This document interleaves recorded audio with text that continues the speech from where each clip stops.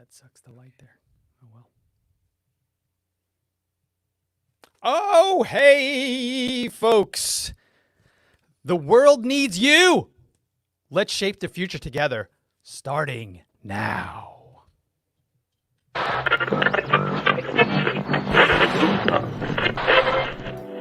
It's On Air Brands Live at Home with Devin Bravaco,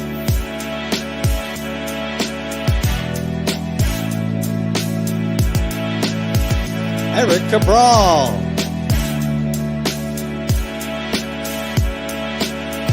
Josh Carey,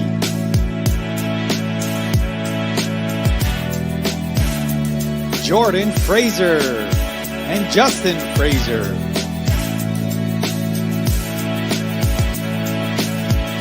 Lisa Holbert, Sarah McMillan,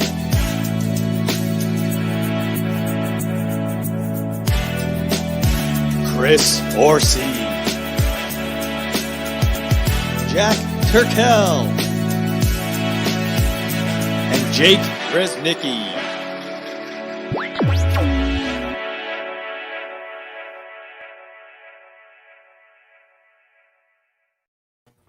The world needs you.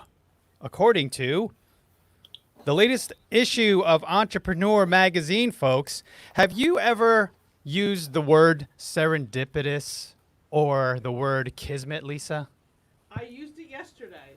And your mic is not on. Sorry. Okay. There we go. There we go. I used it yesterday. You used it yesterday. And I for what did. reason did you use it? Well, I think the irony, the serendipity was we have our PodMax global event this week, and our keynote is Jason Pfeiffer having a conversation with somebody who is on the cover of Entrepreneur magazine. Yeah, and it's This interesting. month, Matt Higgins. There's 137 people on the cover, which is brilliant, by the way, because that means that 137 people are ridiculously promoting this issue because, hey, I'm on the cover. Check it out. Where's Waldo? Where am I? But still, we thought it was absolutely amazing, as Lisa said, kismet and serendipitous to have Matt Higgins, our keynote speaker for PodMax, as well as Jason Pfeiffer attending to interview him for us. And they also share a spread. I can't find it. I should have flagged it. But there's an actual spread within the magazine where they are together talking about building business and how to expand and grow during these trying times. So thanks for tuning in. Thanks for listening. We are here. We're here to talk about serendipity. We're here to talk about connecting. We're here to talk about all sorts of cool, wonderful things. And, of course, you know Josh Carey, you know Devin Bravaco, and now you'll get to know Mario Lanzarati. I got to try it. Mario Lanzarati. You tell us how to pronounce it. See, I'm talking like this now. That makes everything fine. As long as you use the hand gesture, every Italian in the world will understand you. It's an immediate way to connect. Exactly. So thank you for being on the show. We're going to get into a little bit of you and a little bit of us, and we're going to start sharing ideas and hopefully helping and adding value to the people who are watching today. So what's doing, Josh Carey? What isn't doing? You said serendipitous and kismet. I haven't heard so many SAT words since the day I did not show up for the SATs. I actually did show up, and I scored a proud 890. As I told somebody that recently, they said, wait, on the math portion? I was like, no, total. This is total. Proud 890. Where am I 890? Under 1K on the SATs. Here we are. And yeah. I like how you know the number still. I don't even know what number I scored. I don't think I want to know. Well, it's That certainly included writing your name, too. Yeah. That's what I heard. What do they give you? 300 points just to think do that? so. Hey, kids, anything's possible. It's only a number. That's right. And, of course, Devin, how are you? What's going on? I'm good. I'm Yeah. good. You're It's keeping good to be busy. back. I missed last week. Yeah, I'm keeping busy. I got Yeah. lots going on. She has so much going on. Whenever I talk to her, it's a whirlwind of stuff. And then I'm like, wait a minute, is On Air Brands keeping you that busy? She's like, no, she's an entrepreneur doing a lot of different things. So super proud of her for accomplishing all of those, in her Just Divine properties. And then also what she's doing for us on the back end with Jake. They're just really crushing it each and every day, building, They're amazing. and communicating with everyone coming through. For PodMax, we have roughly 50 people coming to attend and to just start sharing and collaborating. So we're really excited about this Friday, and we're going to talk a little bit about, the opportunities there for you and, through general admission, which we just opened the doors for, right, Josh, you want to talk a little bit about that? Sure. Last week we had to close ticket reservations for a few reasons. One, we maxed out, which is perfect. But also we need a little bit of time for the team, Devin and Jake, to work their magic because we have a set amount of people, the entrepreneurs, the guests who are going to be on the shows, and then we have to match them with said shows. So that's some sort of, I'm guessing, internal proprietary algorithm. I don't know how it happens, but it does happen. Devin and Jake and whatnot match everybody through this spreadsheet, and we need time to do that and then communicate these matches with the attendees and hosts. All to say that while we did close out participation of the event to record as a guest, you could still come in, which is incredible, as a general admission pass holder, which means you're going to get to experience all of the networking, all of the workshopping, and all of the keynote plays to you're learning how to network your way to the top, and you're going to learn all about building and growing your business, especially at a time like today. To come in, spend the day with us schmoozing. Your Google router is failing us a little bit, Josh. So we heard it sounded like it was $2. So I want to. I was like, "Come on in, $2," and I was like, "Oh wow, it's a little bit more than $2. It's $97 to get in, which will absolutely blow your mind because people are paying anywhere between $500 to $1,000 to attend. So the fact that we've opened the doors at such a low price because we wanted people to experience and understand what it is all about because we're doing something that unlike anything out there on a virtual sort of level where people normally have conferences, summits, virtual events, and there's one person speaking, there's no engagement, there's a lot of things that we noticed that we wanted to sort of adjust and modify. And then also we wanted to take what we were doing from our live events, which were just off the charts. People were loving it. And we figured out what are the key ingredients to that.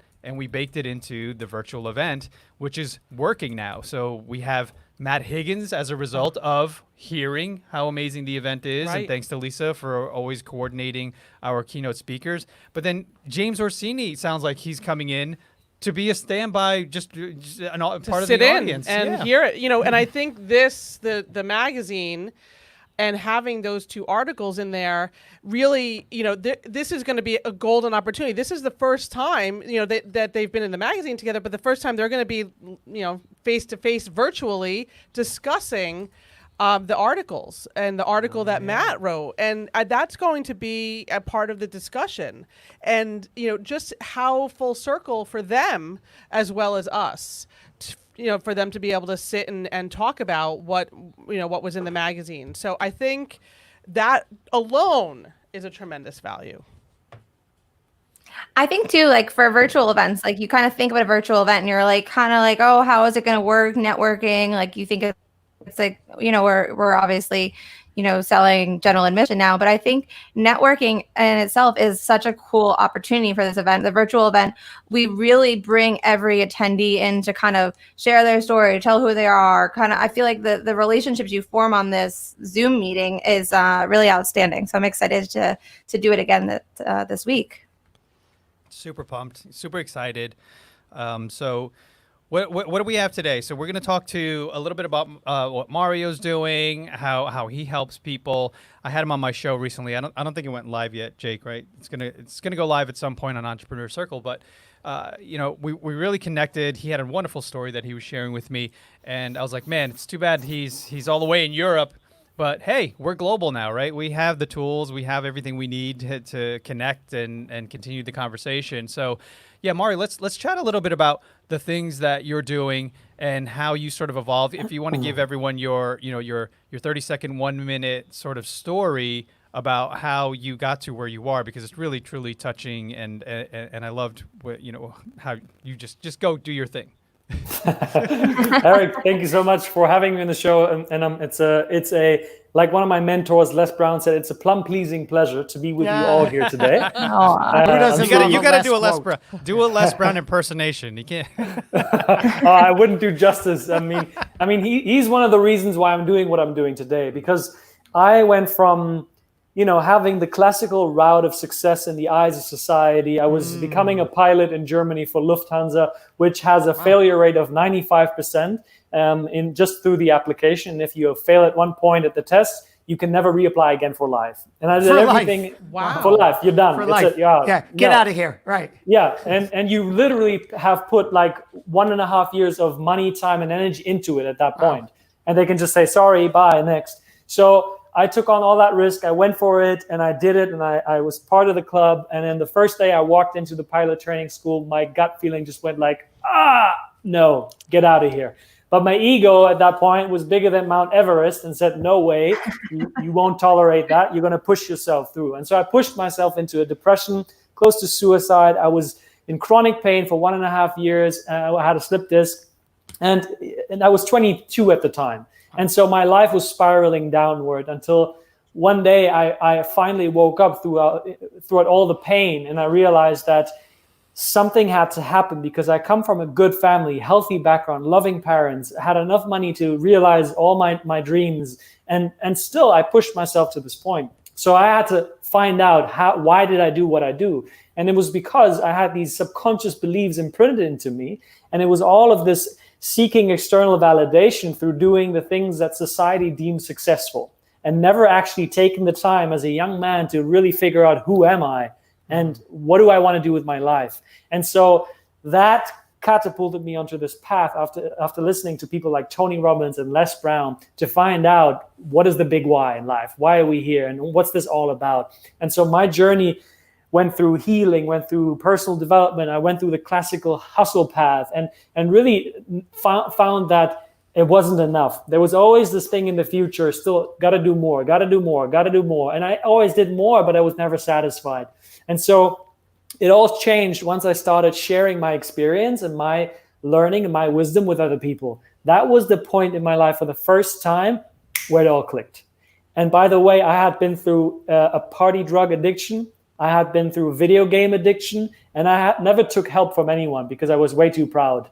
And so changing other people's lives helped me find my purpose in life, and that cured everything that I was suffering from in a natural and holistic way. And so today, what I do is my mission is to raise the consciousness of humanity, because if I see one thing that I think will lead to humanity solving all their problems, it's raising our level of consciousness. It's realizing who we really are and stop playing the small game of, I got to make money, I got to prove this, I got to be the best, I got to be the hottest, I got to be the fastest. All of that leads to separation. And so right now, my goal, my intention is to help people connect, to bring people together and have everyone shine in their most true and authentic light, whatever that means to you, right? Not what I say is right, but what you think is right. And that also led me to coaching, as opposed to listening to people that are on stage and are telling you, this is the way you should live your life. I'm great. And if you don't do it, then you suck. And so it's more like, hey, if you want to be a farmer who cultivates cannabis and CBD plants and chills on their front porch, do it, man. I love it. Do it, but do it all the way. Or if you want to be the next Elon Musk, do it all the way, but do it your way. Don't repeat other people's cycle. Make your own mistakes, fall on the face, rise up again, and own all that shit. Beautiful story, Mario. I love Absolutely that. beautiful. I want to ask you, in your journey, you said that you had to ask the question, why? Why are we here? What is life about? Please enlighten us. What have you discovered? Oh Why man. are we here? What is this all about? What are we doing here? Well, if I was to say, Josh, that I had all the answers, I would be lying, because of course I don't have all the answers, because everything is a perception of a perception of a perception. And Oh, I love it. I love that so much. I can just tell you from what works for me and Please. what I have been able to work with other people. And the thing is that most of us, I always hear this thing in the personal development industry. People always say, be yourself. Be yourself. And I say that's bullshit.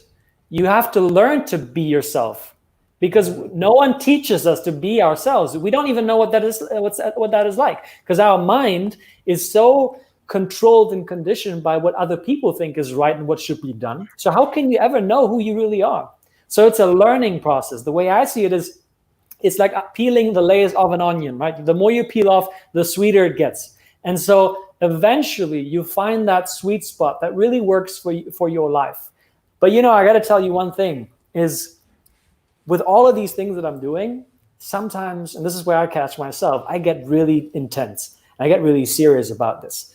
And, there's this thing that I'm not sure if you're familiar with this. It's called the cosmic joke. And it's all about how you realize that everything in this world is all made up.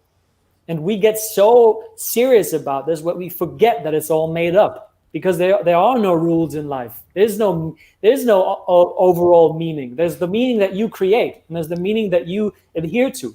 But we forget that everything is a creation of our own mind, and so we get lost in the drama. And I remember this, so I'm a big fan of the psychedelic world, and I know a lot of people might say now, oh my God, that's all drugs. Don't do that stuff, right?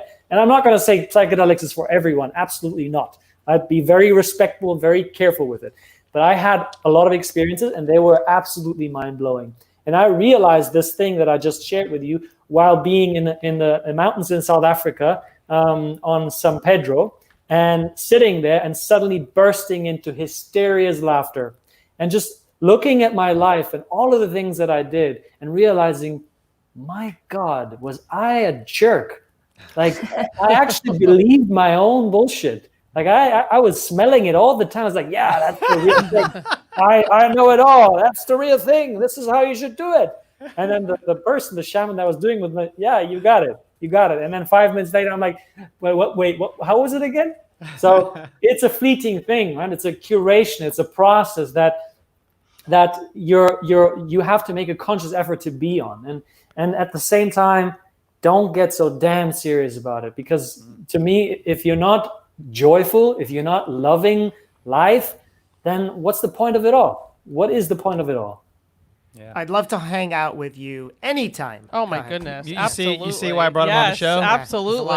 Yeah. I'm hooked. You're speaking my language. Because we've gone down these rabbit holes, not with peyote or anything, but we've on this show have talked about a lot of what Mario is bringing up, and I know that Josh is like, yeah, speaking my language, man. I mean, what are your thoughts, man? I mean, there's a lot of stuff that Mario. I mean, that's just the surface, man. He's got a lot. This is my, like Eric said, this is my wheelhouse. This is where I love. I mean, I have already a page of notes here that I could. I mean, you want me to go? Let's take turns. I've already said hello for a little bit. You got the mic. I mean, there's some things that I took notes too, man. And that's the thing, folks. If you're out there and you're watching, and big shout to John who's joining us, Molyneux on Podmax, and also Robin Sheridan. I think she's coming through. There's a lot of people. Wow, from Canada. I love that we really went global, Literally, and didn't say virtual, because we are truly global now. I'm talking to someone in Australia who wants to be a part of us, so it's absolutely amazing. It's just the timing issue, but anyway, as entrepreneurs, I think when you get to the point that you realize you're always and ever will be a student, and no matter who I'm talking to, young, old. I write notes constantly to capture what it is they're saying, because I'm like, man, this is going to work well into my DNA, even if it's a slight variation of what I'm thinking or doing. It's always good to be prepared and open. So so I have notes, Josh, but you can go ahead. All right. A few things that I love you said, Mario, was everything is a perception of a perception of a perception. Absolutely love that. And then you followed it up with everything is made up. There's no rules. There's no like one agreement that we are all in on that this means this, that means this. And that's the secret of life. Like you called it, the cosmic joke. That's it. If you understand that your perception, your belief, your desire to put meaning on everything and anything that comes into your awareness is 100% on you. Nobody is telling you what anything means. Now, really realize what that is saying. It's on you. It's your power. It's your responsibility. It's your life. It's your thing to say, all right, this probably could stereotypically mean that I'm not skilled, I'm not talented, I'm not worthy, I'm not credible, I'm not able, I'm not allowed. But that's your impression. That's your meaning. That's the meaning you give it. You could flip that and say, all right, there's something else to this. I know I'm the great person. Let me see what else this could mean. Yeah. I love that. Jake was And it's punching all- his fist when he said that too. By the way, I looked over at his glass. This is what I love was about. like- I love what being in the studio now. Jake sat back and he was literally Yeah. going like he was in agreement with when Mari was talking about that perception over perception. I know, right? We're all Sorry. there. Go ahead, Dev. Oh, it's like the book. Like I feel like everyone always says, like, who wrote the book of life? Like, why do we have in our head that you have to follow certain steps to get to a certain place? And like in your head and like the ego in you kind of always push towards it, and it kind of like it leads to like, I mean, my life, I worked up to working in New York City, and why did I do it? Because I was miserable. Like I hated it. I hated what I was doing. I hated who I was. I hated everything about it. But like in the book of life, that was like the next step. And so finally, it took like time to kind of step back and be like, why am I doing this? Why do I think that this is the path that I'm supposed to be on? It's not. And to the other point too, it's like, you know, like I had a terrible situation happen to me, and I'm like use that situation for so many years to like say like I'm not worthy of this, or this is who, like, you know, who I am now. And it took until like I literally went to like a session and someone was like, take the situation that happened to you and put it to what you had for breakfast. And that's exactly what it is. Like, it's not like everything that I'm worthless or I'm this or I'm that. Those are the things that you put in your own mind about it. But it's just something that happened to you. And that's, you know, and they said, take that and relate it to you had oatmeal with blueberries in the morning. And it's just words. It's the meaning you put behind the words that kind of screw you up for many years. That is very true. And Devin, if I may add, I think this fits very well. Jacob just posted here. He said, it reminds me of the cave analogy. And I think you're relating to Plato's cave. Our minds are limited to what we're exposed to and what we write our story based off of the shadows we see on the wall. And that is so incredibly true. And that is... And you can connect this to every issue that we're currently going through as humanity, right? You can put it into politics, into health, into science, all of it, right? And it reminds me, just yesterday I had a conversation with a client, and she was going through. She had this amazing upswing in success and clients, and all of a sudden, she's got this dip, boom, and she just plateaus out, and she's like, I don't know what's happening. I have no idea. And I kept asking her a question. And then I asked her, has this happened before in your life? And she says, yeah, actually, this is kind of a pattern. And I was like, And I said, okay. So then I asked her, do you sometimes tell yourself things like, this is too good to be true? Something is about to happen. And she's like, oh my God, you read my mind. And I was like, well, then I'm pretty sure what you're doing is you're self-sabotaging yourself. Correct. Because the mind will always return to what it believes to be true about itself. Your identity is also your comfort zone. And what we relate to the Plato's cave, what we see on the wall is essentially the identity. But once we realize that all of this is a meaning-making machine, right? That we create the rules, that we can rise above in consciousness. And you can see this with everything, right? Even in the human brain, the higher levels of consciousness, the higher levels of cognition are part of the higher stem of the brain. The reptilian brain is part of the lower stem of the brain. So it's a lower vibration. Like it's all connected. And once you realize this, you rise above these things. You say, well, okay, I can observe what's happening in my body. I can observe my emotions and my thoughts, but I don't have to identify with them. Mm-hmm. I don't have to make it mean that that's who I am. I can go through the motions as an observer, realize it, and then eventually step away and step out. And the more you step out of it, the more you start to create a new identity. So I thought that was very fitting based on what you just mentioned, Devin. Yeah, no, I love that. It's so true because it really is like once you kind of take a step back and kind of see really what your actions are and why they are the way that they are, you can really kind of identify what's actually happening. And then when you take a step out and you kind of go into your own world, I don't know, I feel like you've become more of yourself and who you've always wanted to become, but it was just hidden by so much.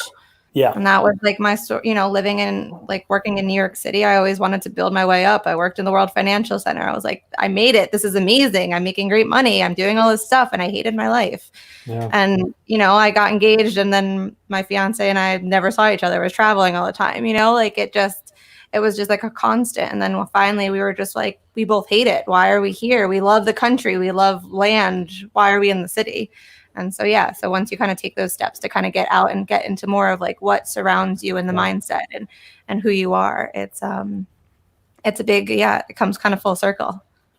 Yeah. To pull us a little bit out of the cave because it's super deep, and anyone who's trying to follow along with us at 88 miles an hour, you know, keep up with us. But I do want to bring it to something sort of simple where I was thinking about, you know, what you were saying, Mario, that you know, the conscious leader and like being very aware and going super deep on all these layers within, but also keeping it sort of simple where I notice a lot of people that I speak to, a lot of you know, just anyone in general that I talk to, and I'm guilty of this as well, where you know, language is a very powerful tool. And when you say things out loud, and so this is something most everyone does. It says, I am this, or I am that, or I am a morning person, or I'm a night owl, or I'm shy.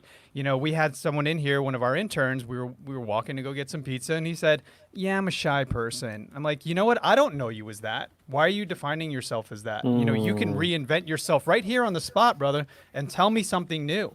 Do you want to be shy? And he's like, not really. Well, then you're not shy. As of this moment, you're not a shy person, but you're labeling yourself as that. I said, remember, I am, and what blank you put in there is powerful. And I wanted to talk about this in one of our other shows where the first moments of waking up are so critical. Anyone who out there, I mean, you've probably heard this a million times, but do you truly practice it each and every day? Because this has changed my life. When I wake up in the morning, the very first thing I put on is something positive in my mind, whether it's guided meditation or affirmations. I'm talking the split seconds of waking up all the way till about a half an hour to an hour of my day. So because now that is your mind on record. And as adults, we're not in that mode throughout the day. We're just going by what we normally do every day. We're by our routines. But there's a moment in time each and every day where we are like children who are always on record from birth till about 6 or 7, where they're on record, absorbing, you know, just observing and absorbing everything. And that is us as adults. But take advantage of that morning time, because that is when you start to really create change for yourself. I actually started journaling. I can specifically say 80 days ago, every single day for the past 80 days. And I know that because after the journal entry, I write, you know, day in, today's, you picked up on that, but it's day 80. So what it is it's just like you said, Eric, I do it. I specifically get up earlier so I have that quiet time. I'm not going to get up with my kids and then be like, oh, leave me alone, I'm journaling. That defeats all the That point, might work. right? That might fly. I'm sure they'd be very understanding. Defeats the entire purpose. So I take the responsibility and make the choice. Well, let me literally get up at least a half hour to 45 minutes because I need 30 to 45 minutes to journal in quiet. And I do it every morning and I get that time and it's perfect. So it reiterates exactly what you said, Eric, that what you fill your head with, especially in that morning. And something I've also learned to connect it to the language, what we speak, what we say, what we think is so important. You really have to switch it up. It doesn't help to say, oh, I don't want this. I don't want that. I'm sick and tired of this. I don't like that. You have to focus on what you do want, right? Because you will get whatever you think about. So if you're saying, I don't want, you're going to get it and attract it because you are still thinking and reiterating it. Simple hack, just reverse it. And instead of pounding what you don't want, because you will continue to receive what you say you don't want because that's all you're thinking about, just reverse it and say, what I do want, what I have, what am I grateful for, what do I see, makes all the difference. Huge. Josh, I can't help to think your journaling, did that come from a Miracle Morning book? The journaling technically did not come from Miracle Morning. Okay. I am, however, a Miracle Morning fan, and I do acknowledge that journaling was one of them. It took, actually, do you know The Artist's Way? Have we had this conversation before? Anybody know The Artist's Way? It's a 25-year-old book. They talk about something called morning pages. It's a specific technique of journaling that I have adopted and taken to. So while I think that the seed was planted during the Miracle Morning, but then it took my, coming in contact again, because I've always known it, of The Artist's Way, and the right place at the right time. When the student is ready, the teacher will appear. That's one of these moments. I was like, I should get back into that book, and then it just resonated at the right time. I love that. Love that. Yeah.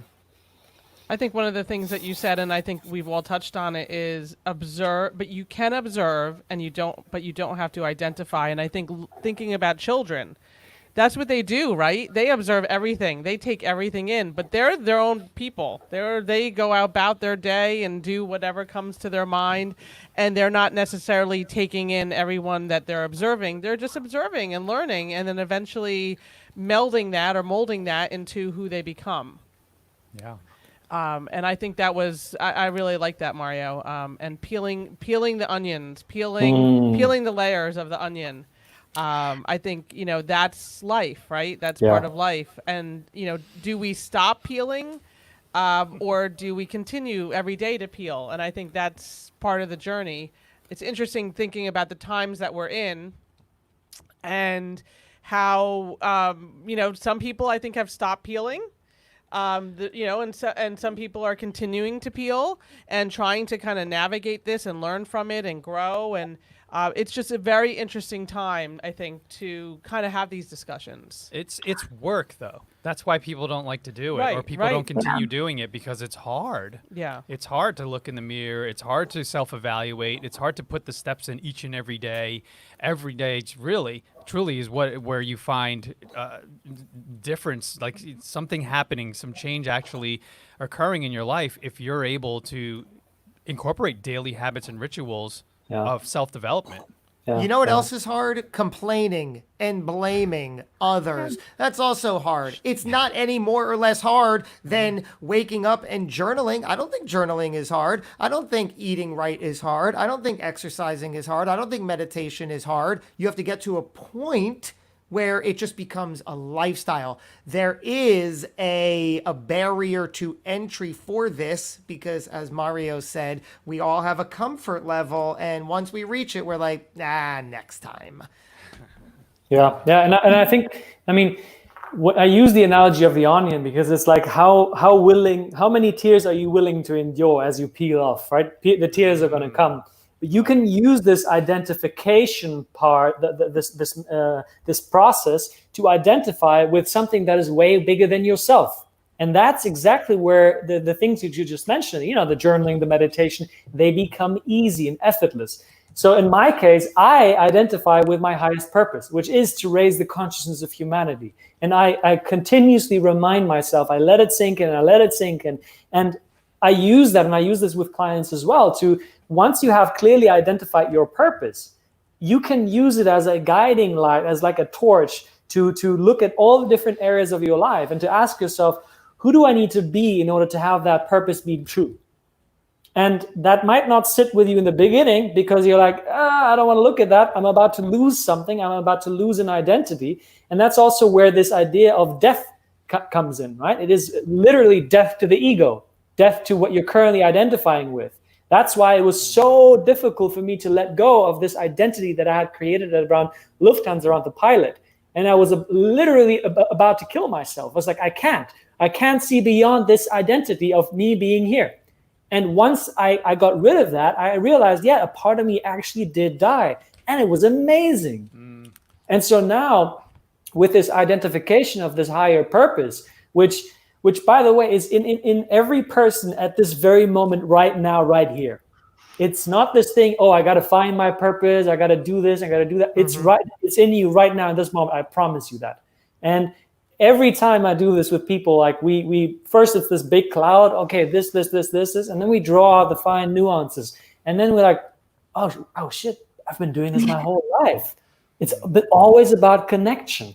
I always wanted to connect people. And then we refine it and make it sound so powerful that it really brings fire to the person. But then it's easy. And you're like, okay, what do I drop? What no longer fits to that? And what do I connect to? And that I find is really a way how you can use your mind to ride the waves that are currently going, right? You can't change the way the ocean is going. It'll always be the ocean. You can get that out of your mind, but you can adjust the surfboard. And once you do that, you become a master. You talk about, Mario, raising your consciousness and raising others. I get it. I appreciate that. I love that. For the person listening, let's say that's a new concept or something that they're like, I hear that. I want that. What are some of those first few steps that they can begin to do in order to raise the level of consciousness? Right. How can we put it into perspective for them? Yeah, that's a great point, Josh, and thank you for saying that. And consciousness, the way that I explain it, if you want to put it in simple terms, it's really awareness. It's an awareness. And so, what are the things that you guys have been talking about right now? Gratitude. Once you allow gratitude into your life, what happens to you? Your ability to see possibility expands, right? Where before you say, well, that's just the way it is. I can't do nothing about it. The moment you start asking yourself, okay, well, what is something that I can be grateful for here? What is something I can learn if I chose to look at it that way? That moment is where you expand your consciousness, where you expand your awareness. And the second part of my purpose statement, which I haven't shared, which connects exactly to that, is to enable people to live a life of endless possibility. Because that was the thing that I did not do. I only saw one way of living my life, of being a successful person. That was no longer possible, so I was about to die. After that, I was like, wait a second. I'm so grateful for my health. I'm so grateful for all these people that I know all over the world. I'm so grateful for this experience. And all of a sudden, I could use my experience to share it with others. Okay, wow, okay. So I did that. And then I started asking, what can I learn here? And I started asking, how can what I'm experiencing, how can my pain help someone alleviate theirs? And again, I started seeing possibilities. So this is all about mindset, right? And I call this a possibility mindset. And everyone can do this in a moment. Just go for gratitude, go for joy, go for learning, go for expansion. These are the keys to enter the realm of higher levels of consciousness. Can we talk about fear for just one moment as a Oh, yeah. springboard for what you just said, Mario? Because my personal brand is the hidden entrepreneur. That was because I hid all of my power, talent, and ability from everybody in exchange for seeking approval. And that, leads to frustration, anger, depression, because you're not, you're hiding everything that you're really capable of creating and achieving in this life. So I acknowledge that I allowed fear very front and center to paralyze me in every way until I got my big why. My children were a big portion of that. They helped me see a better way. I started making the choice to deliberately replace the non-serving habits with better daily habits, rituals, and beliefs.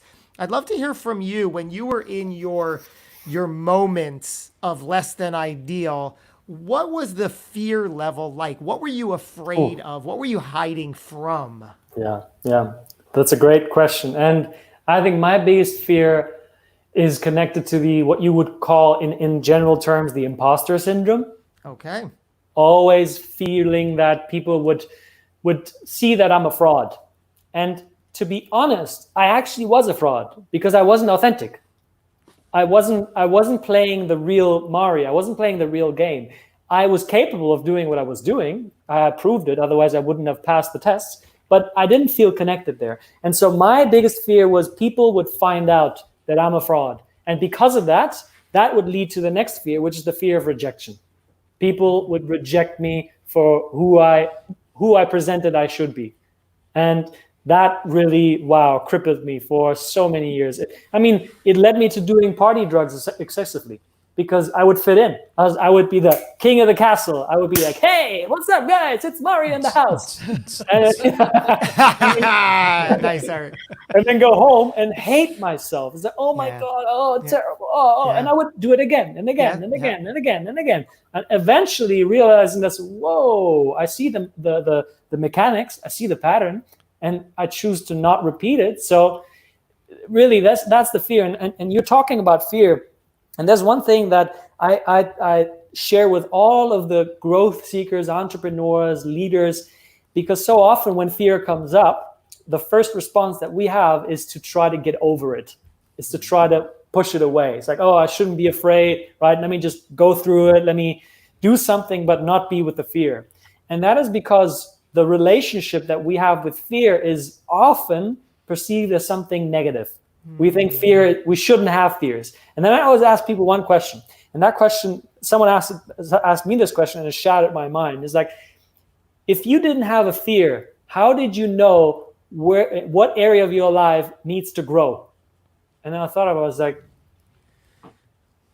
I wouldn't. Serves a purpose. Yeah. Exactly. Fear is a teacher. Fear is your best friend coming around, right? Maybe not being the nicest one to you, but you need that friend. You're screwed without that friend. And if you look at it that way, if you create that meaning, boy, you're in for endless growth and expansion and joy and all the things that you want. Amazing. Wow. Go ahead. Yeah. It's all deep stuff, man. I want to go a little bit back to when you were talking about awareness and gratitude. These are daily rituals and habits that I started to incorporate relatively recently, and really started to find more joy in life as a result of baking that into even my family dinner. Having the proverbial sort of give grace and thanks at the beginning, and it really changed everything. It really started to open up the eyes, mine, not only mine, but of my kids and my wife, and just being able to literally bring that to the table and say, hey, what are we grateful and what are we thankful for each and every single day? Because then that informs the following day, where now when you're having a shitty day, now you're having issues or fears, you sort of, like Mario said, start to be grateful for the little things like your health, the fact that you can walk. I have a friend who literally has no legs, one missing arm, and he's got one arm and one finger. His name's Nick Sant'Anastaso. And this guy is just crushing life. Nothing is holding him back. And, there was a meme that my wife sent me that said, fear is a mindset. And there's literally a guy on the ground, all limbs, right? And begging for change, and a guy with no legs on crutches handing him $1. It's all in your head. It's all in your mind. That's what's holding you back. And you can accomplish whatever it is that you're trying to achieve by simply reprogramming. Mario and I talked about this on my show, where it was like, Eric 2.0. I'm hopefully moving on to 3.0. And Jake always makes fun of me. And Mario, same thing. When he was creating this lifestyle of Mario 1.0 as Leonardo DiCaprio in Catch Me If You Can. Nice. Well, when he realized, I've achieved this is me, and I don't want it anymore. Why am I miserable? Why am I not happy? Why am I living what my dream was supposedly supposed to give me? And now this is not me. This is not me. And to break and shatter what you believe in yourself to be, that's difficult, and that's work, and that's really like shedding skin. Like the analogy I love is the Jim Rohn one, where lobsters go hide under a rock while they're shedding their shells because of growth, and it's painful, and they hide because they're vulnerable. But when it's necessary. It's necessary in order for them to grow, right? To shed the old. Yeah. So it's okay to put the work in. It's okay to make yourself vulnerable, because that's where I think I really extracted from what you were saying, Mario, is allowing yourself to be vulnerable, and it's okay to put it out there to yourself first, and then eventually to others, so that you can start to share, hey, I'm here for growth. I'm here trying to expand myself. Yeah. You know what I love too, and to kind of go off of this. So obviously, you all know I love Sarah Blakely and Jesse Itzler, but something that they do and they implement with their kid, which I love and I think is so amazing, and that's how kind of Sarah's dad had raised her too, was that at the end of the day, at the dinner table, they say like, "What did you fail at today?" I love And that. it's to talk about like, okay, so you good. failed, but what did you learn from that? And like, good job. Like, who cares? Because if you didn't fail, you wouldn't have tried. And so like continue to try because it doesn't matter how many times you fail. It just matters like how you kind of take it and kind of go with it. It's so And powerful because you're taking the stigma out of failing and you're saying, bring it on. Let's get this out. There's nothing wrong with Exactly. So it. powerful. Beautiful. and that's what they do at their dinner table. They're like, tell me about what you learned, like what you did today. Like, and I mean, Sarah posted recently about how like her daughter tried to jump over a river and she ended up in the middle of the river. And she's like, it's okay, honey. Let's talk about it. Like, and it's just so amazing to hear because failure it has such a big stigma on it. And that's kind of, it changes your mindset because of that stigma. But once you kind of get over that, you take those chances and, who knows, maybe you'll fail, maybe you won't. And got to keep going. And I think that is such a great point. I mean, it fits perfectly to the cover you have there, Eric, with "The world needs you," right? How many entrepreneurs today watching, maybe even watching the show or watching later, have a message to share, have something that they want to bring to the world, and they might want to do it on social media. They want to start an Instagram Live, LinkedIn Live. They want to start a podcast, and then they go like, but I'm not perfect yet. I don't have the experience. I don't know enough. Who am I to say that? And so I had this conversation with a friend of mine just before our show here, and he is exactly there. He's just starting out in his journey, and he's like, dude, what do I say when I'm on a podcast and I'm so nervous? And so here's the thing that you do, right? You actually say this out loud. My intention today is to show up as someone who takes imperfect action and who takes a stance for making progress, not being perfect. And that is because today I feel scared, but I do it anyways because I'm a human being. The moment you do that, it's all gone. Because you literally put your biggest fear on the table and people are like, oh, okay, he's a human being, she's a human being. And all of that fades away because you remove the stigma of it not being okay. And that empowers you more than anything else can. It's so true. And Sarah Blakely is on that magazine top right. So she definitely fits into that. But another thing too, I don't know if you guys know a man named Kyle Maynard, but I heard him speak once and he actually was born with no limbs, no arms, no legs. And he talks about how he can continue kind of to persevere and to get over that stigma of like, you can't do anything, then your life is ruined. And he's so interesting. He hikes like the biggest mountains. Wow. He was a wrestler. He was a football player. And he has no limbs. And hearing him speak, like he walks around like it's like it's normal. He doesn't have legs though. And it's so cool because it really is once you get over that mindset. And he gives a lot of credit to his parents because he was born this way, but his parents wouldn't let that change who he was. He still wanted to do sports. He still wanted to, hang out and do normal things. And doesn't it go back to the meaning we place on things, which is what we said. He could have easily played the victim and lived with a victim mentality, which for the record, I did. I lived for 40 plus years until I came across someone who was talking about the victim mentality. And I realized, wait a second, I think that's me. I didn't even know that was a thing, right? Until I was shown the mirror and it's like, this might be you. And I'm like, oh my God, that's a thing? Yes, that's me. Help me move out of that. And then I could say, oh, okay, it's an acknowledgement. And then said, wait a minute, I don't have to play the victim. I could put different meaning onto it and make things better. A tool that... You go ahead, Dev. But to say to your point, because there is such a stigma around it, there was so many hurdles that his parents had to fight through because the football coaches didn't want him on the team. They didn't want him to wrestle. He wrestled in a wrestling tournament. Like he did all of these things, but his parents had to fight the coaches to say, no, my kid deserves a spot there. And he did. He went on to win like championships. He did all of these things. And now he's hiking like Mount Everest and crazy mountains and like all these things. And I'm like, how many people that have all of your limbs don't do that? But this guy has no limbs, was born this way, and is doing it. So it's it is mindset, but it's also kind of challenging the stigma that people have on people that you just have that's how humanity advances, right? By challenging these things. But we talked about language before, right?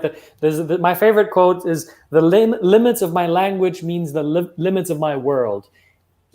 If we don't have a conversation on a higher level of consciousness, as opposed to, and I can say this because I'm not in the US, as opposed to Republican, Democrat, that's all we know. That's all that ever can exist. So deal with it, right? We will never advance. We will keep on perpetuating the same problems, right? Einstein said you can't solve the same problem with the same thinking that it was created. We need to have those conversations. And I think people like Kyle, right? They're brought into this existence, into this world to help us have these conversations. Because I think the challenges that are given to you are given to you for a reason. And if you choose to accept them and grow through them, look at what people like him achieve and the kind of life that they have. I could have said, I'm out here. This is it, right? I'm taking my own life. And it would have been the easy path out. But I didn't. I went through the mud, and I still go through the mud in many areas of my life.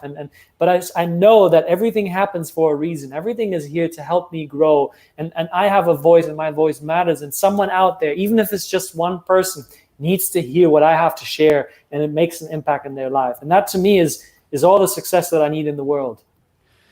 I want to highlight something here that you guys are discussing here that are actionable steps for people who are listening that may not have implemented a lot of these things or are still in progress, like as I am and many of us are. So one of the best sayings that I love to replay in my mind all the time is, we can't control our environment or we can't control the world, but we can control how we respond to it, right? So that's powerful. That is empowering you when you start to have that narrative, I'm the victim. This is happening because of that person or this political party or because of this president. Yeah. We can't control these things, folks, but we can control how we respond to things. Yeah. Okay? Yeah. So that now puts the power in your hands, and now you start to control your environment and the world that you live in, right? Directly touching whatever it is that you have in front of you. So I just wanted to give that tool to anyone out there who still plays that sort of card, that it's not my fault, it's that person's fault, it's this thing, it's that thing. Whereas now if you twist it around, flip it and say, how did I respond to that, or how could I have responded to that to make that situation better? And I think that goes full circle into kind of going back to Matt Higgins' article in Entrepreneur Magazine, talking about how, from a business standpoint, how you're responding to what's happening from a business standpoint throughout the world. And he talks about a brick and mortar e-commerce company, and the owner's like, what am I going to do? And shut down. And instead of just saying, all right, well, I'm going to lose my business, it's like, okay, let me change my mindset. Let me change my consciousness, my awareness. And maybe I can now, supermarkets can now distribute and sell my product. And all of a sudden, for the time being, that might actually become the new reality, the new way of doing things. Yeah. But it's because you were open to, and you had the awareness to make the change and perhaps embrace that change. Yeah. And I think it all comes full circle, because if you shut down and the fear grabs you and the lack of awareness and not taking action, that could be the end of the business. And this is where I think entrepreneurs right now, that the value is so many people are open, and we did it with PodMax Global. But the thing is, what I wanted to point out there, Lisa, is it starts from the top. It starts from the business owner. So if the business owner himself or herself is not open to change, is not open to ideas, is not creative enough or open to collaboration, to expand themselves as a person each and every day through rituals and habits, then they can't have the foresight or the inspiration to fix their business because they haven't worked on themselves. So Josh is always talking about that. It's like, it starts within. It starts with you first and foremost. You can't help others.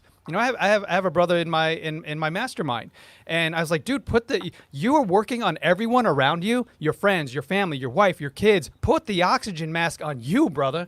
You cannot help them if you're in the grave. You are driving yourself to the grave right now, mentally, physically, and spiritually. And you've got to work on yourself. It's time for you. And he needed permission. He needed someone to tell him that. And it's not going to happen overnight. I said, yo, it's not going to, dude, you got to work on this each and every day. I texted him this morning. I'm like, yo, did you meditate? Did you get some sleep last night? It's simple things. Yeah. Get some rest. You can't operate on empty. You need to fill your tank each and every night. Go to bed at a reasonable time every single night, the same time, or you're going to suffer the next day. It's a domino effect. And then this goes into your day, your week, your year, your life. So start working into rituals and habits. But anyway, I'm on a platform, and the thing is, these are things that I'm hoping that will help people, but I also want to rewind back to what Mario said when he was working with one of his friends and clients is what he was saying, what do I have to share on a podcast? What's the story? What's the narrative? How do I gain more confidence? Well, Josh, can you talk about how we help people do that? Like if they come through PodMax, we actually spend the time. It's part of the whole event, but we work with people to get them comfortable on the mic. And what's amazing, Eric, putting all that into context of what Lisa was bringing up and what the Matt Higgins article is, we did not start, admittedly, PodMax Live and now PodMax Global. We didn't connect the dots that I think that there's another avenue here that people need that we can assist with. We just offered what the whole day and agenda is, which is basically getting to be on a guest and record on multiple top shows relevant to your industry in one day. Awesome, wonderful, valuable, right? It's an efficient and quick way to get your message out. At the live events, we did have a keynote spot, so we sprinkled in starting the training and education portion of it. But slowly but surely, from the top down, as you said, Eric, from the business owner, we said, you know what's happening? There are people who are coming through PodMax who are reaching out to us saying, I'd love to be part of the event, but I don't know if, in the words of our man, Cardwell Thaxton, he says, I don't know if I have 45 minutes of interesting within me. I love that. He's like, maybe 8 minutes. Turns out he has a lot more. I know, I love that quote. I still want to get that on a shirt. 45 minutes of interesting. But then we realized a lot of people are like, do I have anything to say? What am I going to say? Who cares what I have to say? Truth alert, we all have that feeling at times, right? Even if now, right, thank you. Even if now it may appear we do not, this is a skill that you can perfect with practice and repetition. So what we're getting at is PodMax Global has really turned into a sort of a 2-day event because we have the full 8-hour main day. But Thursday, the day before, we have a 1+ hour session where the attendees come on, and it's a training session. It's a practice session for you to practice your interview, to practice your sound bites, to practice your opening. So tell us about yourself. You want to nail that. You want to get so comfortable with that opening dialogue that you start with. So welcome to the show. Tell us about yourself. 30, 60, 90 seconds tops. We help you in real time in a workshop environment as part of the global ticket. We help you perfect that and work on it because we all have the insecurities. And this is something a skill that you can grow at and you can practice. And we're here to assist and connect those dots. Yeah. And like Edwidge said, if he can do it, so can everyone else. Our other favorite story. Edwidge has not been to the many, I think we're going on our 6th or 7th PodMax, and you have not attended one, brother. So we're expecting to see you July 10th. Block the day. Edwidge, general admission tickets are still open. General admission, brother. Go in there, and we're going to see you there. I know we will, because we need your voice. We need your story, and it'll just be good to have you. And we need his energy. And we need his energy. Yeah. Yeah, so folks, that's what we're talking about here. We're talking about mindset. We're talking about motivation. We're talking about the conscious leader, as Mario loves to say. So, folks, general admission's still open. I don't know if it's ever going to close, Devin, but yeah, we're there. We're here for you. Join us for the next event. We're going to announce that now, Dev? We're going to announce that? You go. Yeah. Go for it. So we've already started planning. We're still figuring out which keynote speakers, what the workshop, and all that stuff's going to be about. But August 21st, mark your calendars. I already have my good friend Jay Scott and Carol Scott said they committed. So Jay, if you're listening, we'll see you August 21st. And yeah, it's going to be another full opportunity for you to get on a bunch of shows, to experience the workshop, improve your messaging. Like Josh said, it's sort of morphing into a 2-day event, which is fabulous.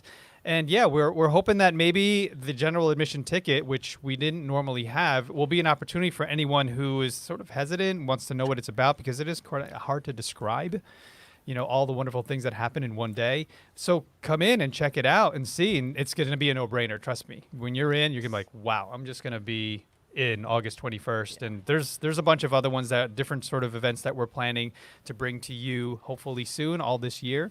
So we're really excited about expanding and growing and helping you get your message out there. So any last words, Mario, Josh, Devin?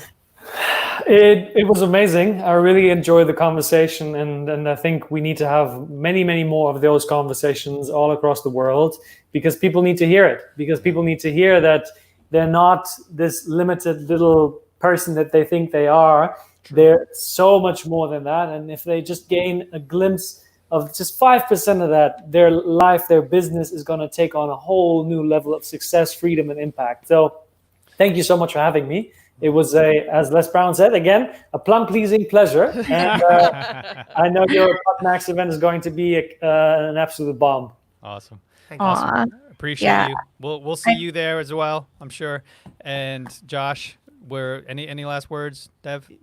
Podmax.co is the website. Yes, podmax.co. I was going to say stigmas are such a big thing. So I'm glad that we're kind of talking about how we can kind of overcome those. Yes. And I was wrong too. Kyle hiked Mount Kilimanjaro, not Mount Everest. I think he did other ones too. I mean, we were going to call you on that. Either one is okay. Where's our fact checker? I'll get on it. I'm sure he hiked Mount Everest too. He's pretty awesome.